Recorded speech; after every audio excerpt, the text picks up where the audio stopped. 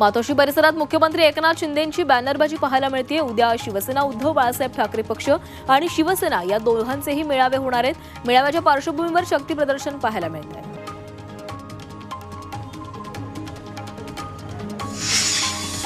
रायगडच्या शिवसेना आमदारांना सुनील तटकरेंचा सूचक इशारा पाहायला मिळाला। ज्यांनी माझ्यावर निराधार आरोप केलेत त्यांचं पुढे काय झालं हे सर्वांनी पाहिलंय। आयुष्यभर संघर्षाला तोंड देत काम करत आलोय, राजकारणात मला हे काही नवीन नाही असं विधान तटकरेंनी केलंय।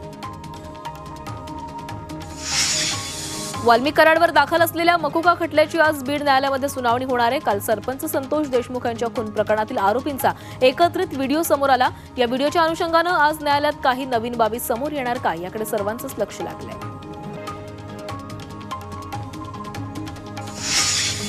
आज बीडच्या न्यायालयामध्ये सुनावणी आहे। मात्र मागील वेळी कराडला न्यायालयामध्ये हजर केलं असता मोठा गोंधळ झालेला होता, त्यामुळे आज कराडला व्हीसीद्वारे हजर केले जाणार असल्याची माहिती अधिकाऱ्यांकडून मिळतेय। बीड शहर पोलीस ठाण्याबाहेर पोलिसांचा विशेष बंदोबस्त लावण्यात आला आहे। आज पंढरपूरमध्ये जनआक्रोश मोर्चा काढण्यात येणार आहे। संतोष देशमुख आणि सोमनाथ सूर्यवंशींच्या कुटुंबाला न्याय मिळवून देण्यासाठी या मोर्चाचे आयोजन करण्यात आले। या मोर्चामध्ये मनोज जरांगे पाटील, आमदार सुरेश धस आणि देशमुख तसंच सूर्यवंशी कुटुंबीय सहभागी होतील। सामाजिक कार्यकर्त्या अंजली दमानिया यांनी पोलिसांवर गंभीर आरोप केले। 3 जुलै 2024 ला वाल्मिक कराड विरोधात एफआयआर दाखल झाली होती, मात्र चार्जशीटमधून त्याचे नाव वगळण्यात आल्याचा दावा दमानिया यांनी केलाय।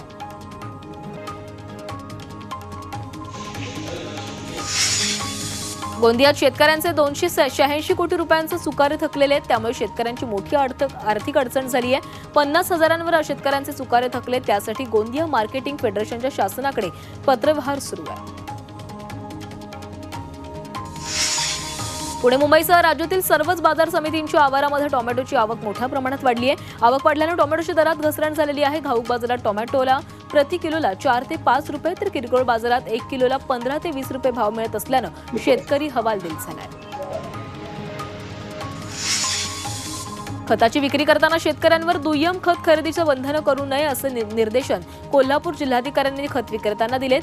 तसंच कोणत्याही परिस्थितीत लिंकिंग होणार नाही याची दक्षता घ्यावी, अन्यथा कायद्यानुसार कारवाई करण्यात येईल असा इशाराही देण्यात आलाय। कुंभमेळ्यातील स्फोटाची जबाबदारी दहशतवादी संघटनेने स्वीकारलेली आहे। कुंभमेळ्यात सिलेंडरचा स्फोट झाला होता। खलिस्तानी जिंदाबाद फोर्स या दहशतवादी संघटनेने स्फोटाची जबाबदारी घेतली आहे। प्रयागराज इथं सुरू असलेल्या कुंभमेळ्याच्या पार्श्वभूमीवर महाराष्ट्रातील मुख्यमंत्री तीर्थदर्शन योजनेच्या गाड्यांचं वेळापत्रक मार्च महिन्यापर्यंत पुढे ढकलण्यात आलंय। याबाबत रेल्वेच्या Indian railway catering and tourism कॉर्पोरेशनकडून अतिरिक्त रेल्वे गाड्या उपलब्ध होऊ शकत नसल्याचं पत्र राज्य सरकारला पाठवण्यात आलंय। कुंभमेळ्याबाबत आक्षेपार्ह विधान केल्याप्रकरणी राष्ट्रवादीच्या प्रज्ञा पवारांवर गुन्हा दाखल करण्यात आलाय।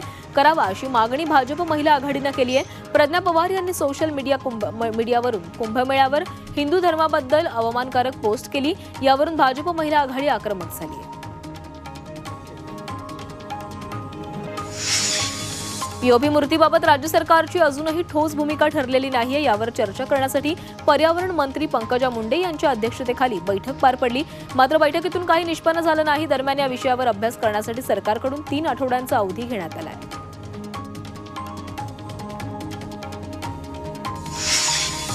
मुंबईतील कमाल तापमानात काहीशी वाढ झालेली आहे। तापमान 35 अंश सेल्सिअसवर पोहोचलंय। मंगळवारी दिवसभर उन्हाचा तडाखा काहीसा वाढलेला दिसून आला, परिणामी नागरिकांना उकाडा सहन करावा लागतोय।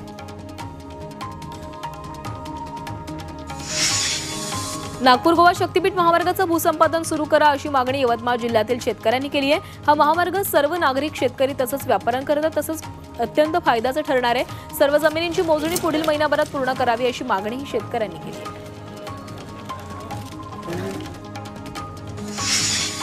शक्तीपीठ महामार्गासाठी लातूर जिल्ह्यातील 500 हेक्टर भूसंपादन कारवाईला वेग आलाय। लातूरच्या 21 गावांमधून शक्तीपीठ महामार्ग जाणार आहे। शेतकरी आणि कृषी समितीकडून महामार्गाला कडाडून विरोध होतोय। काहीही झालं तरी हा महामार्ग होऊ देणार नाही अशी भूमिका शेतकऱ्यांनी घेतली आहे।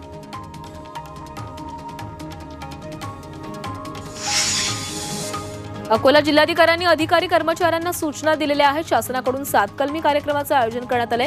यावेळी 100 दिवसात गतिमान सेवा, स्वच्छ सुंदर कार्यालय, प्रलंबित प्रकरणांचा संपूर्ण निपटारा, नागरिकांना सहज सुलभ भाषेमध्ये माहिती मिळेल अशी व्यवस्था करावी अशा सूचना दिल्या आहेत। नांदेड रेल्वे स्थानकावर अचानक दहशतवादी हल्ला झाल्यास कसं प्रत्युत्तर द्यायचं यासाठी पोलिसांचं मॉक ड्रिल घेण्यात आलं। या प्रात्यक्षिकात लोहमार्ग police, Nanded police, railway police, जलद कृती दल, श्वान पथक, अग्निशमन दलाचे जवान सहभागी झाले।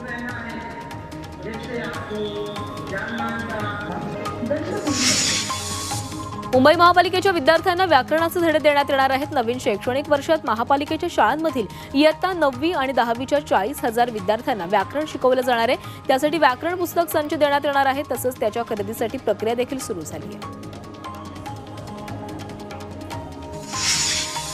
पुण्यातील पुरंदर विमानतळावर शेतकऱ्यांनी विरोध दर्शवलेला आहे। यासाठी उद्या ते तहसील कार्यालयावर मोर्चा काढणार आहेत। ज्या परिसरात प्रकल्प उभारला जाणार आहे त्या भागातील शेतकरी आक्रमक झालेत।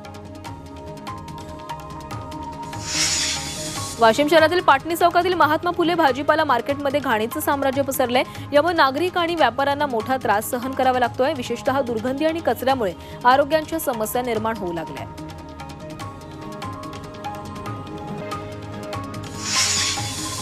सांगलीच्या विटा येथील शासकीय निवासी शाळेतील विषबाधा झालेल्या विद्यार्थ्यांची संख्या 29 इतकी झालेली आहे। यापैकी काही विद्यार्थ्यांना घरी सोडण्यात आले, मात्र काहींची प्रकृती गंभीर आहे। राष्ट्रवादी काँग्रेस शरद पवार गटाचे नेते वैभव पाटील यांनी विद्यार्थ्यांची भेट घेतली आहे। सोलापुरात 2 वर्षात 2 लाखांपेक्षा अधिक बेशिस्त वाहन चालकांवर कारवाई करण्यात आली। त्यांच्याकडून 35 कोटींचा दंड वाहतूक शाखेनं वसूल केलाय। यामध्ये विना हेल्मेट तसंच ट्रिपल सीट, मोबाईल टॉकिंग अशा वाहन चालकांचा समावेश आहे।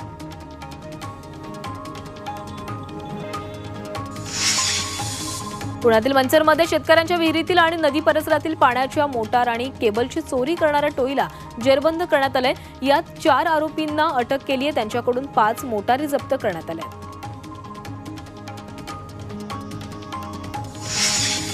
साताऱ्यातील कराड तालुक्यात घरफोडी करणाऱ्याला पोलिसांनी अटक केलेली आहे। त्याच्याकडून 36 inch LED TV, rifle, cycle, शेगडी, शिलाई मशीन असा मुद्देमाल हस्त करण्यात आलाय। त्याची आणखी चौकशी केल्यानंतर अनेक घरफोडीत या संशयित आरोपीचा हात असल्याचं समोर आलंय।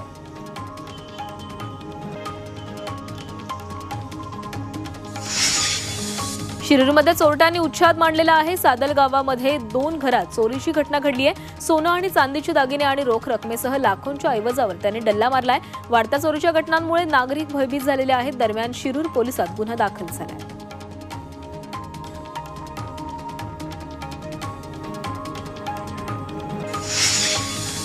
बाईकला कट मारल्याच्या वादातून तरुणाला बेदम मारहाण केल्याची घटना उल्हासनगरमध्ये घडली आहे। रस्त्याच्या कडेला उभ्या असलेल्या टेम्पोवर त्याचं डोकं आदळल्यानं तरुण गंभीर जखमी झालाय। ही संपूर्ण घटना CCTV मध्ये चित्रित झाली आहे। उल्हासनगरच्या औषळे गावात एका बांगलादेशी महिलेला बेड्या ठोकण्यात आल्यात। ही महिला 4 महिन्यांपूर्वी भारत बांगलादेशी सीमा ओलांडून उल्हासनगरमध्ये आली होती। तर या महिलेला गेल्या 4 महिन्यांपासून आश्रय देणाऱ्या रफिक विश्वास यालाही आरोपी ठरवण्यात आलेला आहे, मात्र तो फरार आहे।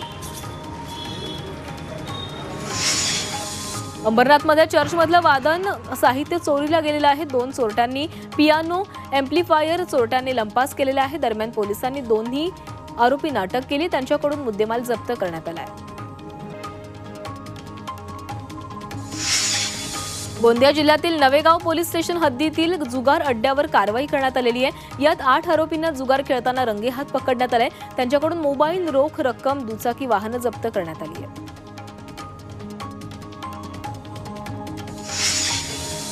सोलापूर ते पंढरपूर ई बसला प्रारंभ झालेला आहे। राज्य परिवहन महामंडळाकडून 2 गाड्या सोडण्यात आल्यात।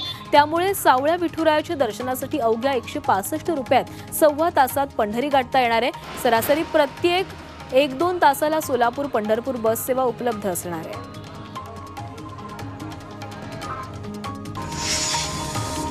भिवंडी नाशिक राष्ट्रीय महामार्गावर ऑइल सांडल्यानं 2 ते 3 दुचाकीस्वार जखमी झाल्याचं कळतंय। अज्ञात वाहनातून ऑइल सांडल्याचा प्राथमिक अंदाज आहे। स्थानिकांनी वेळीच रस्त्यावरील मातीचा थर टाकल्यानं मोठी दुर्घटना टळली आहे।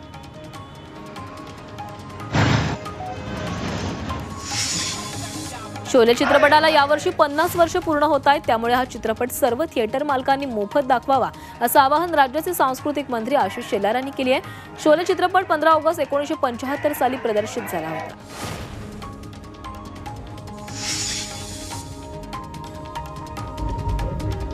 सध्या अहिल्यानगरच्या पारनेर तालुक्यामध्ये बिबट्याचा मुक्तसंचार सुरू आहे। रात्री 10च्या दरम्यान पारनेरमधील रांधे फाट्यावर बिबट्याचं दर्शन झालंय, त्यामुळे नागरिकांमध्ये भीतीचं वातावरण पसरलंय। उरणच्या चिरनेर गावात बर्ड फ्लूचा शिरकाव झालेला आहे, त्यामुळे खबरदारीचा उपाय म्हणून 9 फेब्रुवारीपर्यंत कोंबड्यांच्या खरेदी विक्रीवर बंदी घालण्यात आली आहे। गावातील 1200 कोंबड्यांची विल्हेवाट लावण्यात आलेली आहे, मात्र पूर्वसूचना न देता कोंबड्या मारल्यानं ग्रामस्थ संतप्त झाले। मालेगाव शहरात चौकाचौकातील अतिक्रमण हटवण्यात येत आहे। आयुक्तांच्या आदेशानंतर मालेगावात विशेष पथकाकडून अतिक्रमण विरोधी कारवाई करण्यात येते। नागरिकांच्या तक्रारींचा विचार करता महानगरपालिकेचा अतिक्रमण विभाग चांगलंच अलर्ट मोडवर आलाय।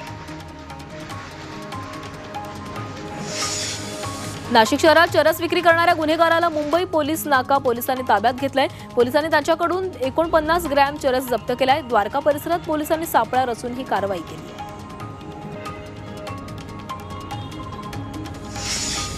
आरोपी अक्षय शिंदे एन्काउंटर प्रकरणी पोलिसांवर कोणाचा दबाव होता असा सवाल खासदार अमोल कोल्हेंनी केलाय। तसंच दाओसवरून मुख्यमंत्री आल्यावर त्यांच्याकडून खुलासा मागावा लागेल असंही कोल्हे म्हणाले।